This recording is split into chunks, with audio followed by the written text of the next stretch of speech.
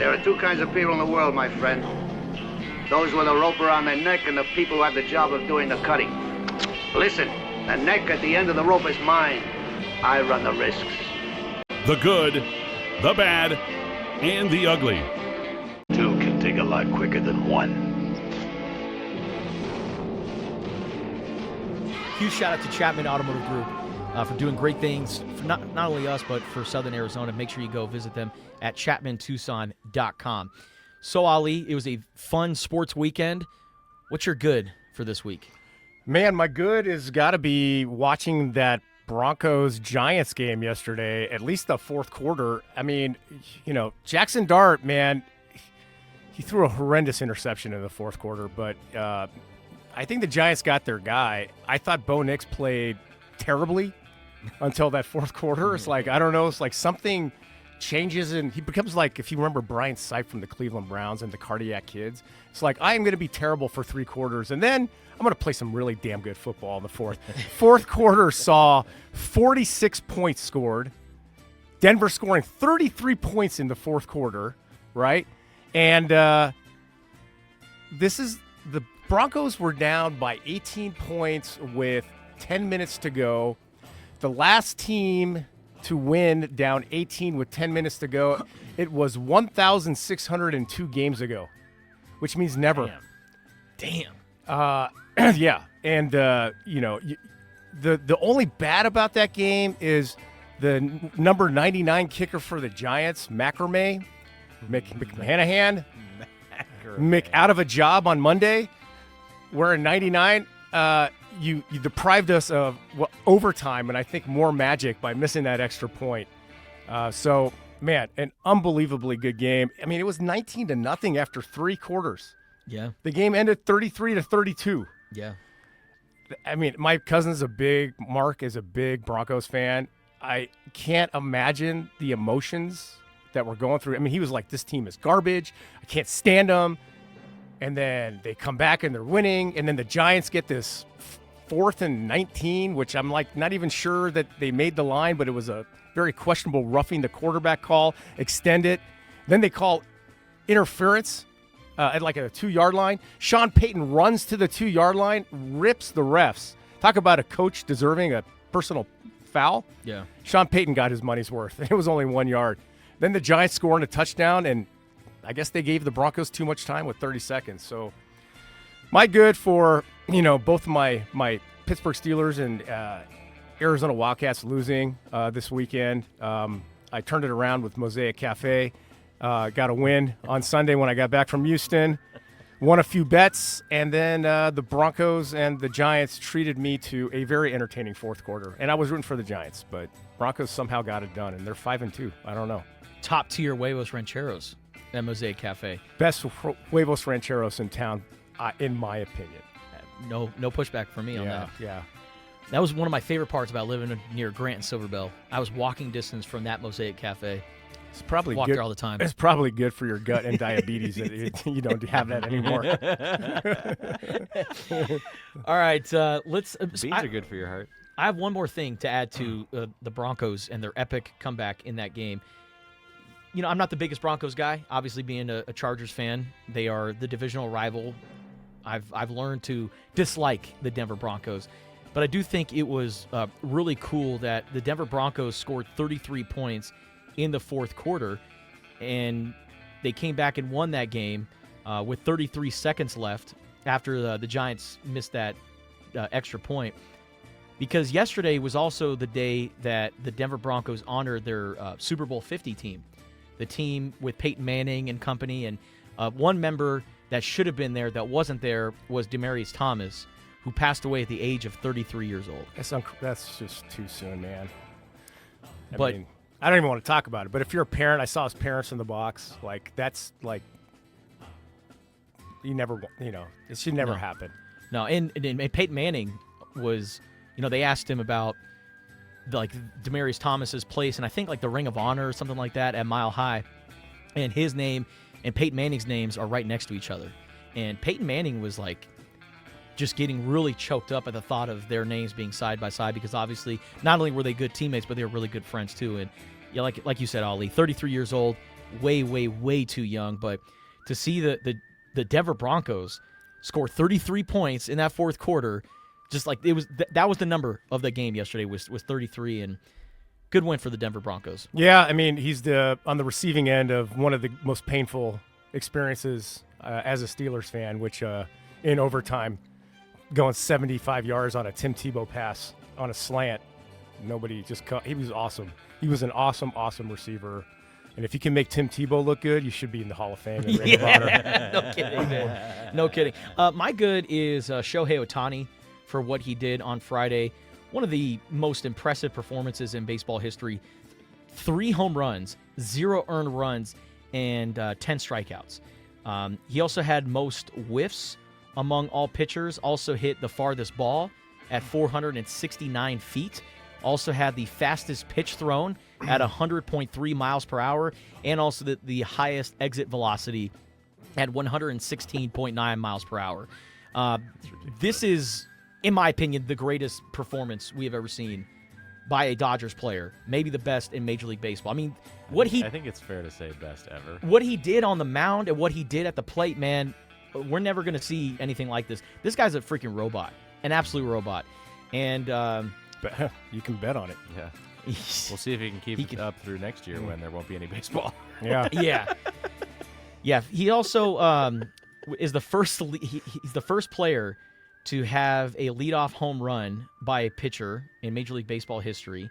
Also, the first postseason multi-home run game by a pitcher. First game in Major League Baseball history with 3 home runs and 10 strikeouts.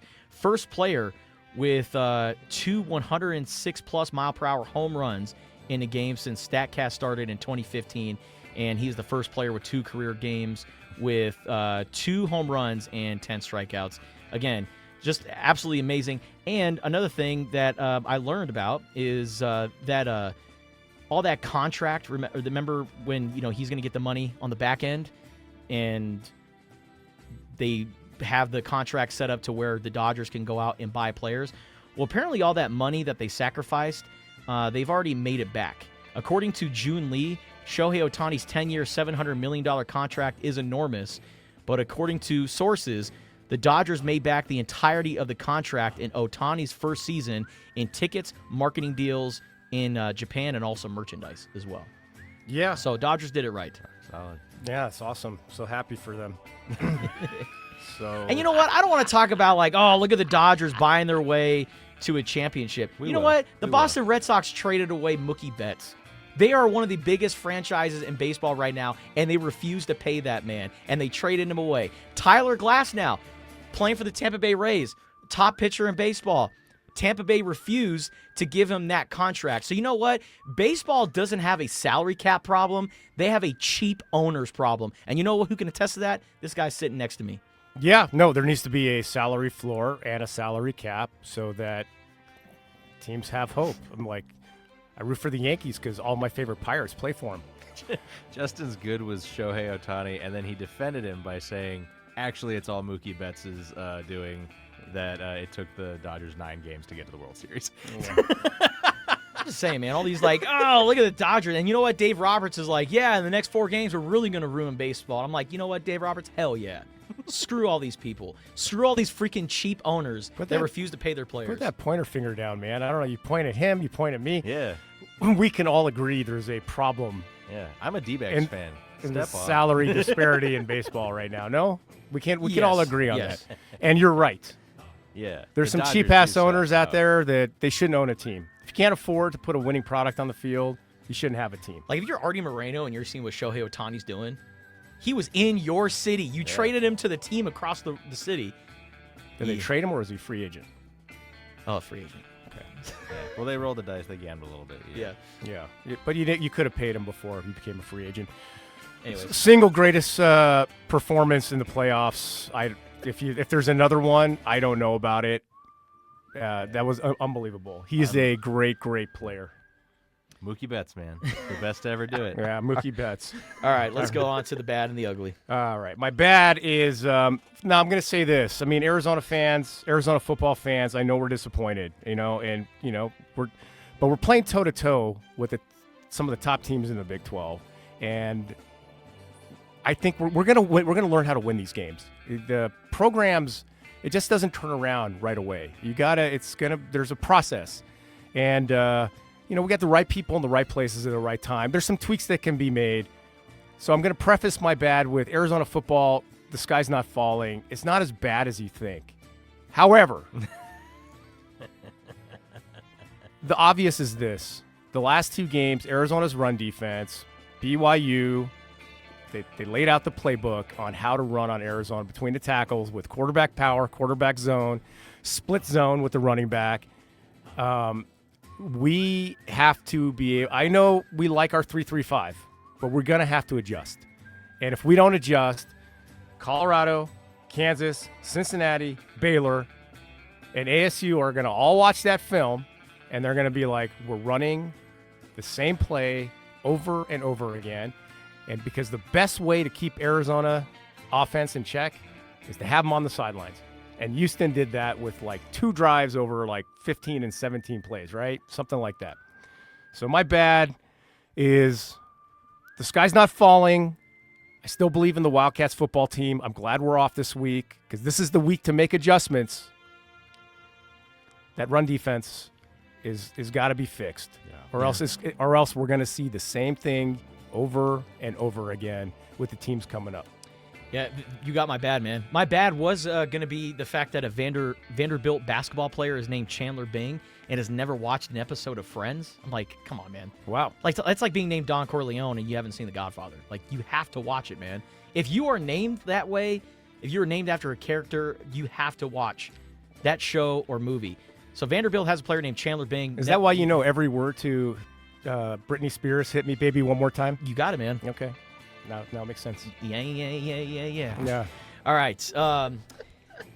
But my bad is 490 rushing yards over the last 2 weeks to the opponents like BYU and Houston. And it's the same thing. It's that 1-2 punch between the quarterback and their starting running back. That's a major red flag for Arizona. They have to fix that. If they want to get 2 wins and get to bowl eligibility, they've got to figure out a way to stop the run. And that's been a problem for Arizona. So, yeah, that is my bad as well, Ollie. Yeah, and I think I don't know if it's the defensive line and or if it's really just we're not getting guys filling. And, the way we play the 3-3-5, I think the safeties are used as kind of linebackers. And, maybe it's time to throw in some 4-3 to the equation and bring in some linebackers that can fill or what you're going to have to do is that defensive line is going to have to take chances and start slanting and start just trying to penetrate. Yeah. Seeing if they can get the guy in the backfield. But you put yourself, you're susceptible to big plays when you do that too. So I don't know. I do believe Danny Gonzalez is a very good coach. I'm glad he's our D coordinator. I'm interested to see what he does to make sure that what happened the last 2 games does not occur again. My ugly is, man, I got to tell you, I usually have the answers for things when it's football, but I really don't have an answer to. I don't know what pass interference is anymore. And it's not just the Arizona game and the back judge throwing the flag from 135 yards away when the sideline judge is literally right next to the play against Garnes. That was not pass interference. If there's speaking of if you breathe on the receiver, I saw it throughout the weekend, college games, the NFL. I'm like, you got the receiver with his hands all over the DB, pushing him off or grabbing him. And what is the defender supposed to do? I mean, if you even touch the receiver, you're throwing the flag for pass interference. So there are numerous examples of this. The Arizona-Houston game is one. You saw it in the Giants-Denver game. I saw it in what other game was I watching yesterday? I don't know. Almost every game I saw, Cincinnati-Pittsburgh on Thursday, there was a couple. I'm like, what do you call? How's that pass interference? The Steelers DBs are already playing like ass. You don't need to help the Bengals even more with calling questionable pass interference. I think Jamar Chase just caught another ball, by the way, from the young Joey Flacco. Same route. Yeah, just out. You know what I'm going to do? I'm going to turn my back to the sideline so there's no chance for guarding it. Come on, Joey Porter Jr., be better. So, yeah, I don't know what pass interference is. I think refs are calling it far too often. And if the receiver is going to start engaging physically, you got to allow the defender to defend themselves. and defend the play. So pass interference is a mystery to me. There was one PI call on Aiden Garnes that I thought was offensive passing interference. It was. And man. I saw the flag getting thrown. I'm like, oh, that's OPI. Yeah, because the guy pushed him. Yeah. He literally pushed him. And Garnes got called for it.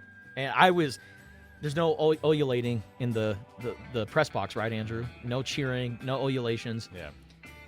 That I almost let out an ululation. I was like, are you kidding? Yeah. Oh, shoot. Was it like screaming into a pillow or something? Yeah, honestly. Just because I'm like, what kind of call is this? The call on Dean Connors at the end where they picked up the flag for illegal motion. I'm like, dude, he was moving before a snap. That is illegal motion. You move them back, and now we're not talking about a 41-yard field goal, albeit, Ethan Sanchez had enough leg strength that he could have made it from 50. But who knows? Maybe he could have missed that kick. I don't know. I'm not saying that the referees are the reason why Arizona lost that game, but, man, they had... It was a reason, right? They had an impact. It was a for reason. Sure. And it's like I'm at the point with pass interference in football that I have no idea just like what's offsides in soccer. Like, I don't know. I don't know. I'm still going to pretend I know what a power play is in hockey. Yeah. I'd say I'm like, oh, cool. Well, the one team's got more players than the other team. That's a power play, buddy. Am I missing something, Andrew? No, Yeah, it's pretty simple. There you go. You got the answer. Thank you. Appreciate But, you guys. just to add to one more ugly is the 90 degrees and 90 degrees humidity in Houston, Texas. It is not a joke. It is not a joke. I can't believe that also did not have an effect on our defense when they're running, 10-play drives. It's brutal. It was brutal. I'll keep my ugly very, very short because it was an ugly look and it was an ugly performance. The Los Angeles Chargers, man, all yellow. It was terrible. They look like the Savannah Bananas, and you know what? They weren't as exciting Hey, you as put the some Savannah respect Bananas. on the Savannah Bananas. I like the Savannah Bananas. I think they got a good product. They do them. It's not necessarily like I'm not lining up at the door or, lining up super early to go watch the Savannah Bananas, but I understand they have a place in sports. I think those guys are awesome. But if you're going to look like that, you better freaking win. The all golds, and then you peed yourself against the Colts. Well, no one saw it. It's just Colts gross. are good, man. They are really good. They are really good. but But I give Justin Herbert credit. Him and the Chargers fighting back. But yeah, I made that joke. Savannah Bananas have a football team now, and they're in Los Angeles. Another team. so bad. I almost texted you, and then I'm like, man, I'm just like in football hell this weekend, so I don't want to give anybody else crap. Just I appreciate leave that. him alone. Well, just know I was thinking He knows. He knows they look terrible. I don't need to remind him. It's good. And here we are talking about it for the good, the bad, and the ugly. It was terrible, man.